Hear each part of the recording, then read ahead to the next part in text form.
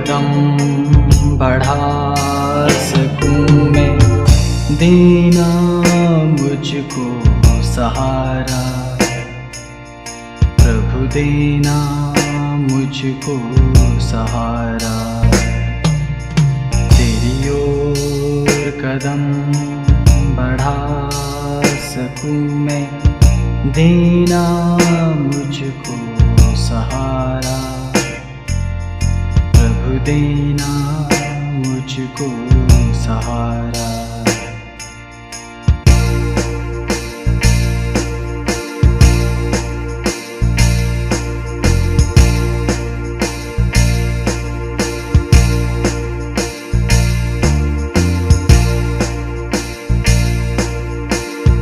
माना के बेबस हूँ मैं,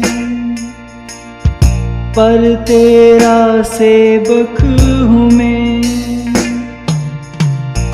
माना के बेबस हूँ मैं, पर तेरा सेवक हूँ मैं।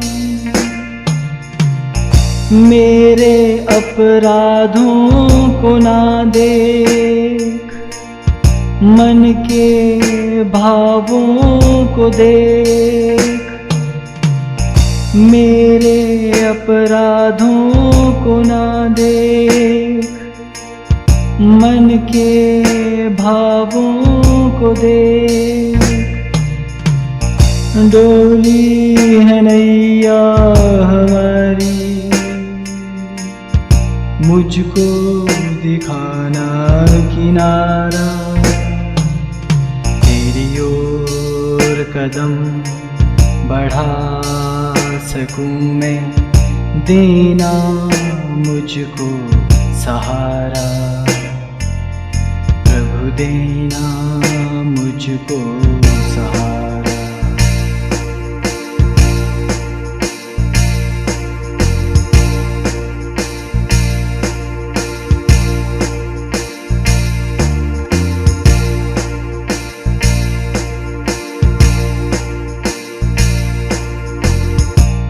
माना के खोटा हूँ मैं, पर बालक छोटा हूँ मैं। माना के खोटा हूँ मैं, पर बालक छोटा हूँ मैं। मेरे पापों को ना देख, मन के संतापों को देख। मेरे पापों को ना देख, मन के संतापों को देख। डोली है नैया हमारी, मुझको दिखाना किनारा। तेरी ओर कदम बढ़ा सकूं मैं, देना मुझको सहारा। प्रभु देना मुझको सहारा।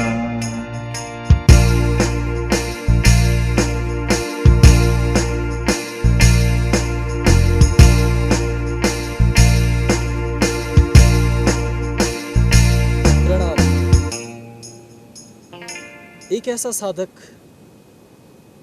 जो बिल्कुल शुरुआती दौर में हो और जिसके पास अभी न तो गुरु हैं, न ही वेद पुराण और शास्त्रों का ज्ञान, क्या ऐसा व्यक्ति साधना पथ पर आगे बढ़ सकता है? ऐसा कौन सा उपाय है जिसे अपनाकर वो अध्यात्म की श्रृंखलाओं में एक एक कर कदम आगे बढ़ा सकता है?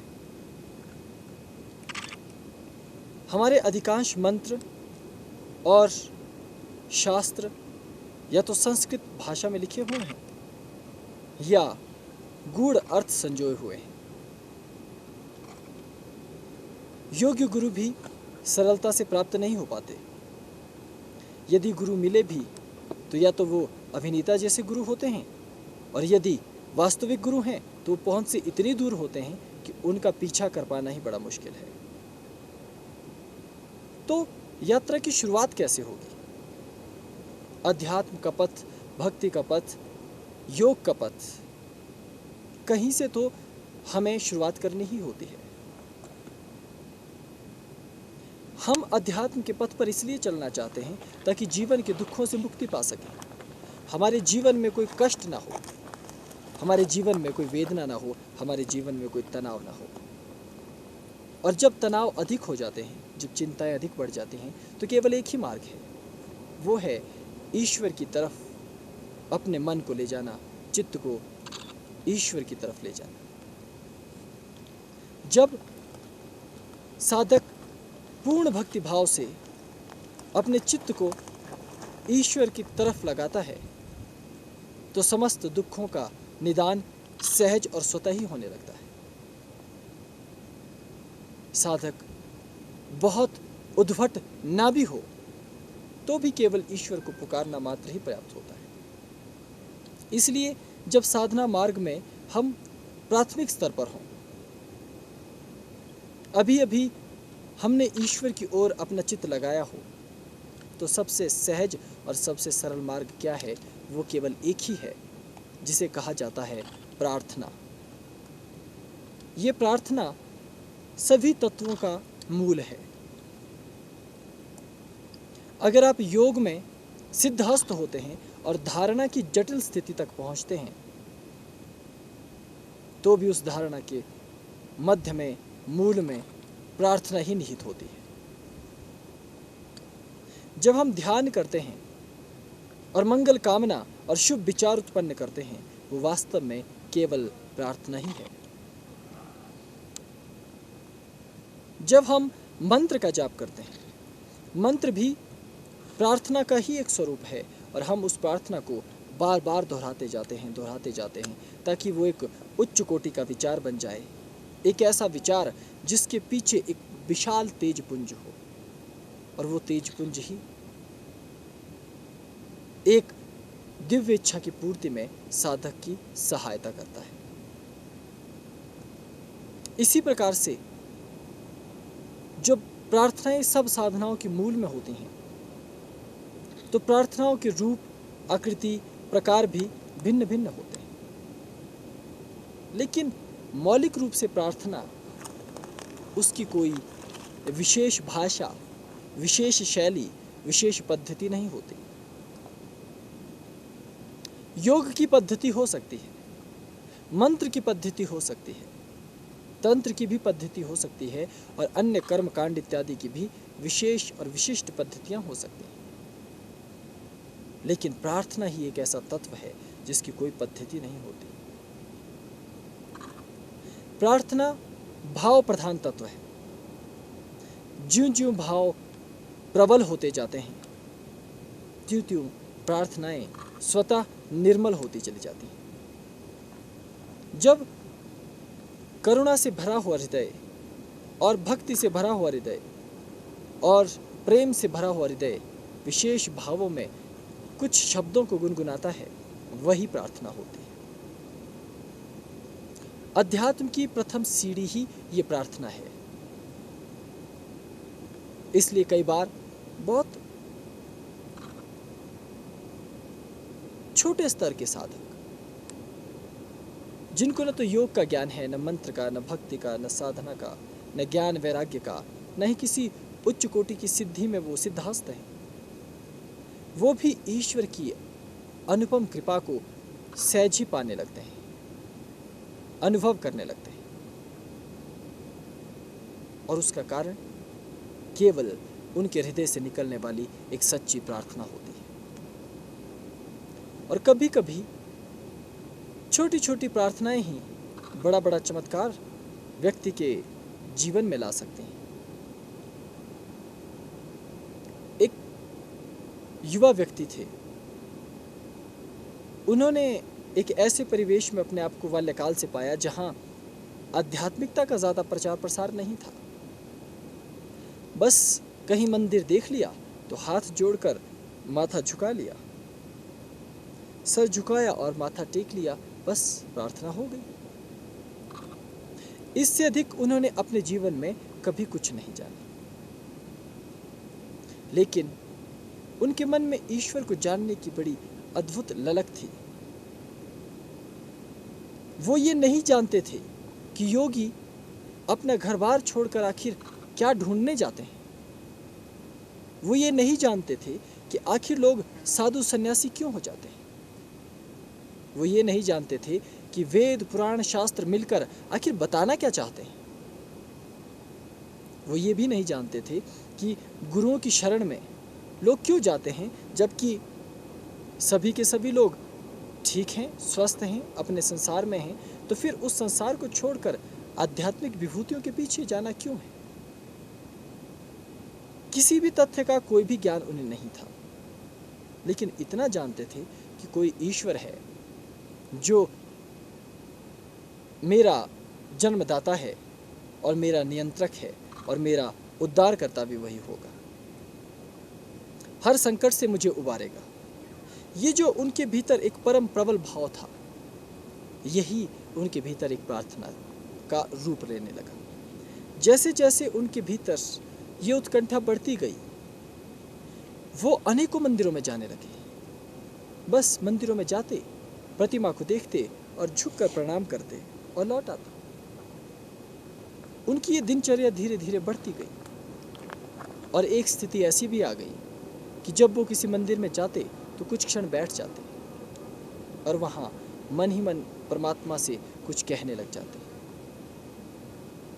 वो अपनी बुराइयां गिनाना शुरू कर देते कि मैं अपने क्रोध पर नियंत्रण चाहता हूँ, नहीं कर पाता। मैं अपने स्वभाव पर नियंत्रण करना चाहता हूँ, नहीं कर पाता। वो प्रतिक्षण प्रतिपल अपने साथ घटित होने वाले तत्वों को मंदिर में जाकर कहना शुरू करते और धीरे धीरे ये उनकी एक नियमित दिनचर्या बन गई। अब वो जैसे ही उठते वैसे ही पहले वो प्रार्थना करने लग जाते, सहज शब्दों, न तो कोई कवित्त, न कोई दोहा, न कोई सोरठा, न कोई चौपाई, बिल्कुल उन्मुक्त। जो शब्द, जो विचार हृदय में आ गया, बस जस के तस उसे ब्रह्मांड में प्रेषित कर दिया। और यही अद्भुत रीति धीरे धीरे प्रार्थना का वो प्रबल स्वरूप बन गई कि उनके भीतर क्रांतिकारी परिवर्तन होने लगा। अब उन्हें कुछ अलौकिक अनुभूतियां होने लगी। स्वप्न में, पूर्वाभास में और भी न जाने किस तरह की सूक्ष्म सूक्ष्म अनुभूतियां उन्हें मिलने लगी। ये बताना तो मुश्किल है, लेकिन उन्होंने उन अनुभूतियों को अनुभव किया। और जब वो अनुभूतियां बहुत अधिक होने लगी तो वो परेशान रहने लगे। और ऐसा हालांकि बहुत कम होता है, लेकिन बहुत से साधकों से हो भी जाता है। अब उन्हें स्वप्न में ही एक ऐसे व्यक्ति की छवि नजर आने लगी जो उन्हें लगता था कि वही व्यक्ति उन्हें ज्ञान दे रहा है। और धीरे धीरे कुछ समय के बाद, वर्षों बीत जाने के बाद, उन्हें वही छवि वाला व्यक्ति प्राप्त हो गया। वही गुरु रूप में स्थित हो गए और वो स्वयं उनके श्री चरणों में शिष्य बन। किसी ने बताया नहीं किस गुरु के पास जाना है, स्वयं ही भीतर से वो प्रेरणा हो गई। उसका कारण क्या था? वो केवल प्रार्थना। अब इस व्यक्ति को स्वप्न में पूर्वाभास होने लगा और कभी कभी किसी व्यक्ति को देखते ही पूर्वाभास होने लगा। न तो कोई साधना की, न तो कोई मंत्र जपा, बस केवल अपनी प्रार्थना। और उन्होंने जब ये पाया कि उनको होने वाले अनुभव प्रत्यक्ष में भी घटित होने लगे, तो उन्होंने लोगों को बताना शुरू किया ताकि लोग सचेत रह सकें। जब लोगों ने उनकी भविष्यवाणियों में दम देखा और वो सत्य साबित होने लगी, तो लोग उनके पास आने लगे। उन्हें मालूम ही नहीं था कि वो क्या कर रहे हैं, ये सब क्या घटित हो रहा है, लेकिन अनेकों लोगों के दुख दूर करने में उनका आशीर्वाद और उनकी प्रार्थना कारगर सिद्ध होने लगी। और फिर लोगों की बड़ी भीड़, बड़ा जमघट उनके आसपास रहने लगा।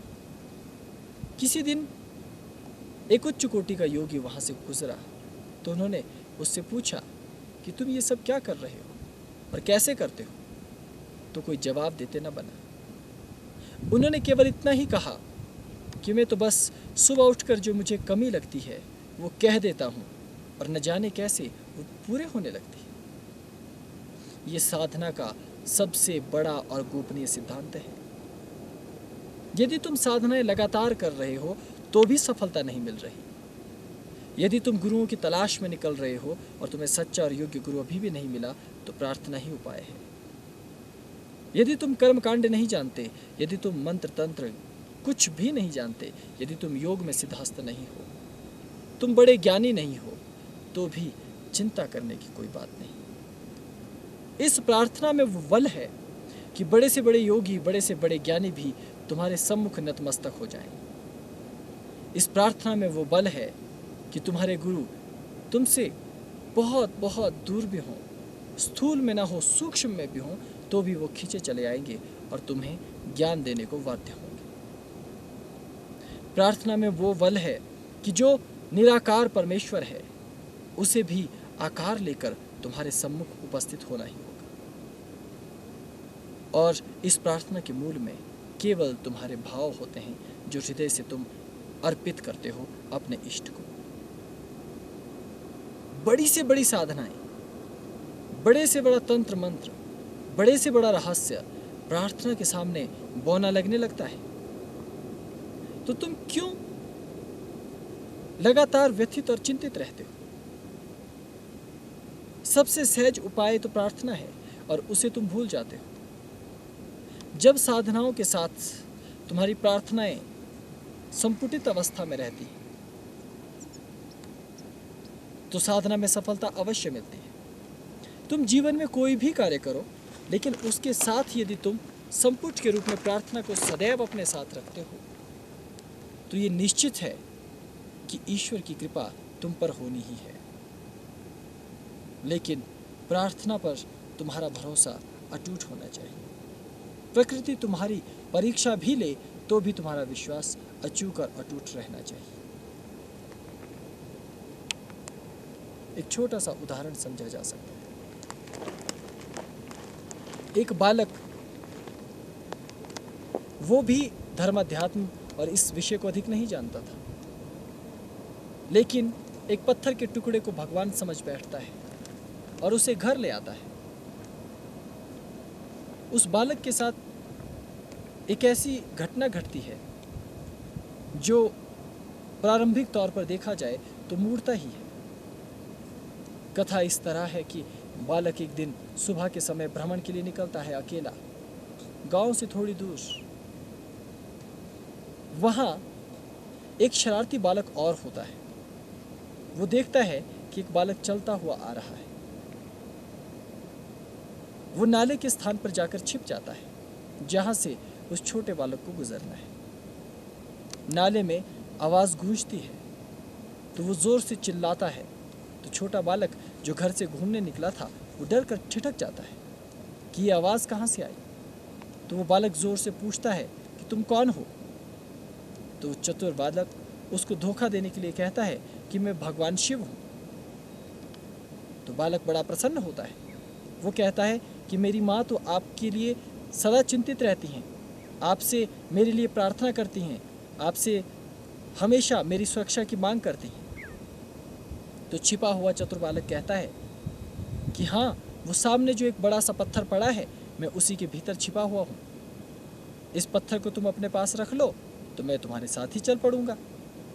और वो छोटा बालक बिना ये जाने कि ये सब क्या हो रहा है, उस पत्थर को, इतने भारी भरकम पत्थर को किसी तरह अपनी पीठ पर डालने का प्रयास करता है और किसी तरह उठा कर बहुत बुरी अवस्था में अपने घर तक पहुंचाता है। वहाँ उसकी माता उससे पूछती है कि ये तुम क्या लेकर आए हो, और इतना भारी पत्थर, पूरी पीठ तुम्हारी छिल गई है, लहूलुहान हो गई है, तुम ऐसी मूर्खता क्यों कर रहे हो। और उसे मारती डांटती फटकारती है। लेकिन बच्चा कहता है, माता ये भगवान शिव हैं, इन्होंने मुझसे स्वयं बात की। तो माता हंसती हैं, कहती हैं ये तो मूर्खता है, इसमें नहीं होते, वो तो कैलाश पर रहते हैं। लेकिन बच्चा मानने को तैयार नहीं होता। वो कहता है इन्होंने मुझसे खुद बात की है। और उस पत्थर के टुकड़े पर साधना करना और उसकी सेवा करना शुरू करता है। वो उसे पानी देता है, दूध देता है, हाथ जोड़कर उससे बात करने की कोशिश करता है। अब वो पत्थर तो बात नहीं करेगा, लेकिन भाव, भूमि और भक्ति ये कहती है कि धीरे धीरे एक ऐसी स्थिति भी उसकी आती है कि जब वो पत्थर उस बालक से एकांत में बात करने लगता है। कोई योग्य गुरु उस मार्ग से गुजर रहे होते हैं तो उस बालक को उस पत्थर से बात करते देखते हैं तो समझ जाते हैं कि इस बालक की भावभूमि प्रार्थना की भावभूमि बन चुकी है। इसकी प्रार्थना इतनी उच्च कोटि की हो गई है कि अब एक पाषाण भी इसको सुनने के लिए बाध्य है। वो उसे अपना शिष्य बनाते हैं और कहते हैं तुम भगवान की इसी प्रकार सेवा करते रहो और भगवान को कहो कि वो दर्शन दें। बालक उस पत्थर से वैसे ही निवेदन करता है और एक दिन साक्षात देवादिदेव उसे दर्शन देते हैं।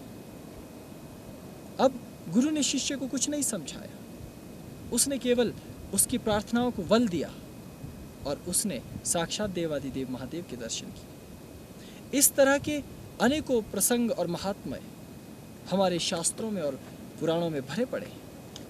उनके पीछे का मर्म क्या है, उनके पीछे का विज्ञान क्या है?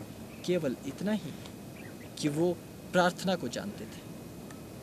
उन्होंने प्रार्थना के मर्म और प्रार्थना के सोपान को समझा। और यदि तुम अपने जीवन में प्रार्थना को उतारते हो, उसे समझते हो, गुरु की उपासना के समय, इष्ट की उपासना के समय और अपने आराध्य को ध्याते हुए यदि तुम प्रार्थना को अपनाते हो तो समझ लेना कि तुम्हारी सभी इच्छाएं स्वतः पूर्ण होने लगती हैं। प्रार्थना अनुपम है, अलौकिक है, लेकिन उतनी ही सहज है। इसके लिए किसी भाषा, किसी तौर तरीके और रीति की आवश्यकता नहीं है। यह सहज है। तुम किसी भी स्थिति में, किसी भी पल इसे इसी प्रकार आगे बढ़ाते हुए अपने इष्ट तक पहुंचने के लिए प्रयुक्त कर सकते हो।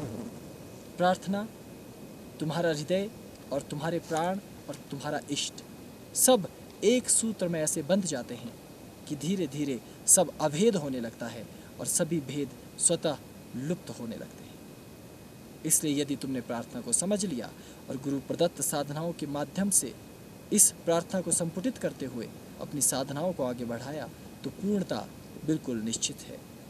अभी प्रार्थना में केवल इतना ही। ओम नमः शिवाय।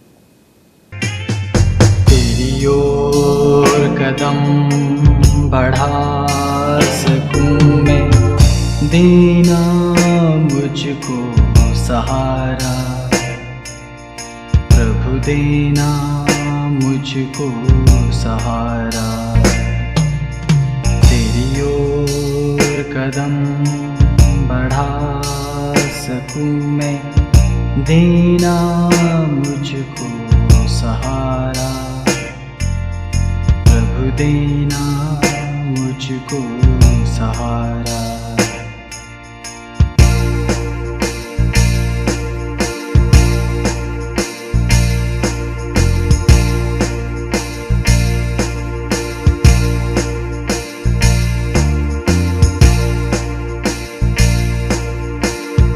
माना के बेबस हूँ मैं, पर तेरा सेवक हूँ मैं। माना के बेबस हूँ मैं, पर तेरा सेवक हूँ मैं। मेरे अपराधों को ना देख, मन के भावों को देख। मेरे अपराधों को ना देख, मन के भावों को देख। डोली है नैया हमारी, मुझको दिखाना किनारा। तेरी ओर कदम बढ़ा सकूं मैं, देना मुझको सहारा, प्रभु देना मुझको सहारा।